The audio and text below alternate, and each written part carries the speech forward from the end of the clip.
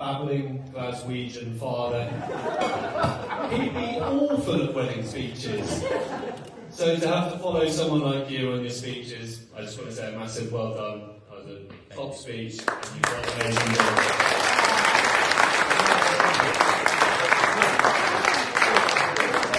I'm hoping if I don't insult as many countries as you did, I might be off to a good start.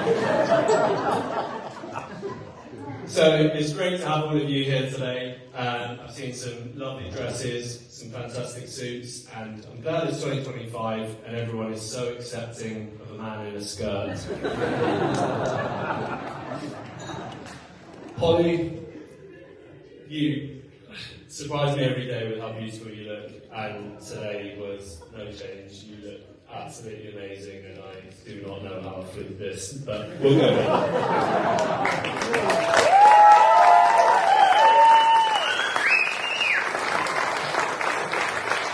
Before I proposed Polly, we spoke occasionally about getting married, and that invented the word. We spoke about it, and we'd spoken about how we would have a small, intimate wedding at a registrar, maybe go to a restaurant afterwards. So as I stand in front of 94 of you today in this lovely venue, I'm still trying to work out which one of us doesn't know what intimate small means.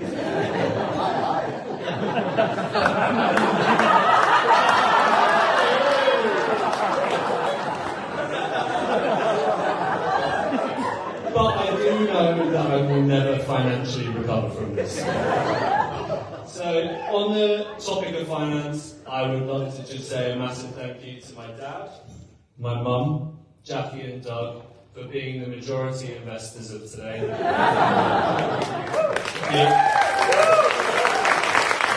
Whilst today is a great start to our business relationship, I would like to keep in contact for further business. And I'd like to also say a massive thank you to Radcliffe's, to Jonathan, live in shop, and also to the Jets for how easy they've made the wedding so far.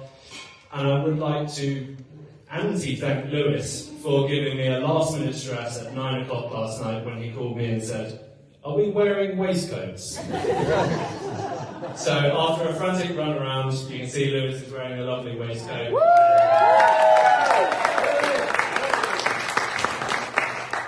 So, the top table, my favourite people.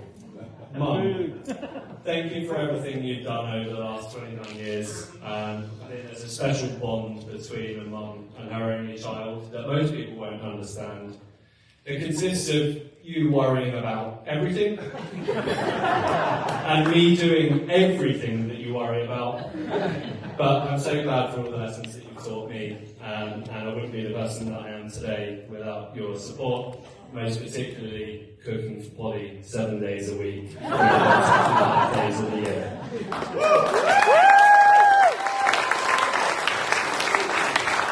Jackie and Doug, I'm delighted that you are Polly's parents by coincidence. You have been so kind and generous to me from day one. I will buy you a beer eventually, I promise. But having been around you for so long, I thought that you were doing it because you liked me and you cared about me, but it turns out you just didn't want Polly to crash your summer holidays anymore, so pushed her to me. Everyone knows you have a truly special bond between you, whilst there is an occasional hug between you. I know that you'll be together forever, or at least I hope so for your sake, Doug, because you won't find another Jackie.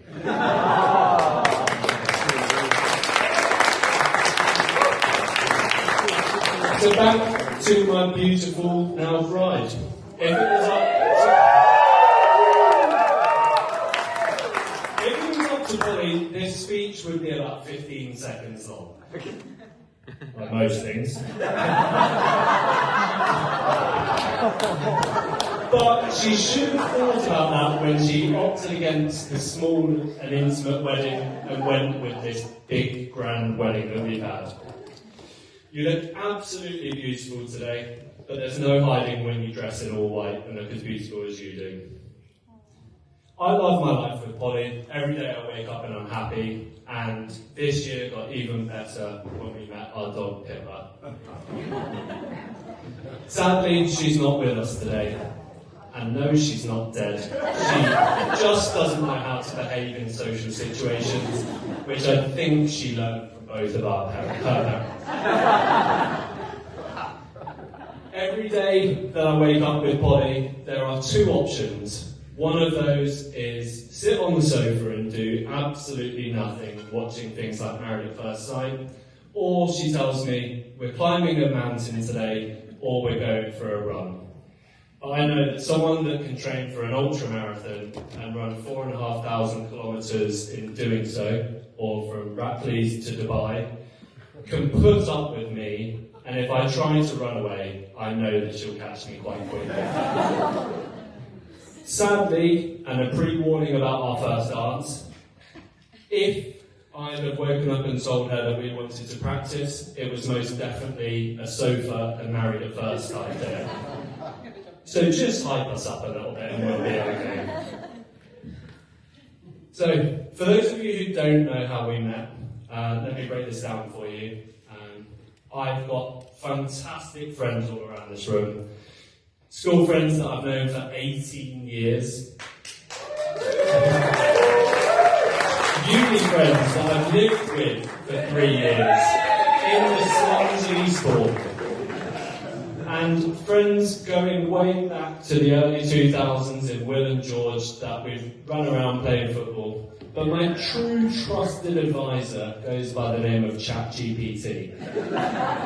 He told me, do not, whatever you do, start this by talking about Polly's sister. But here goes. First met Libby in 2018 on my first day of my real job.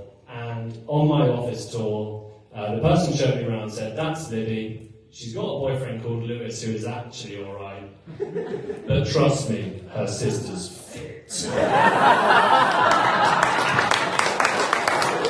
A few years went by, and Sam, my other best man, wherever you are, there you are, we joined CrossFit Wickham, and there she was, doing her running around as usual, looking fit. Going on while COVID happened, but one fateful night at the pub with Lewis, we came up with a cunning plan about how we could, in fact, become brothers. So we set up a double date, but being a gentleman that I am, I took Polly out for a date beforehand so we could get to know each other. We met in Beaconsfield at 6 o'clock in the afternoon, and at 1:30 in the morning, being kicked out from the beach house, we had our conversations. No one knows what we spoke about, but we haven't looked back since. The following morning, I said to my mum, I think she could be the one, and to which you said, do I need to buy my hat? And look at this.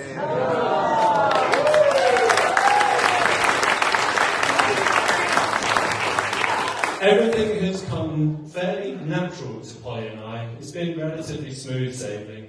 2 months in, we went on holiday together for a week. 3 years in, we bought a house. 4 years in, we got engaged. And in our 5th year, I heard the true love come from Polly's voice in our wedding year, when she talks to our dog, Pippa.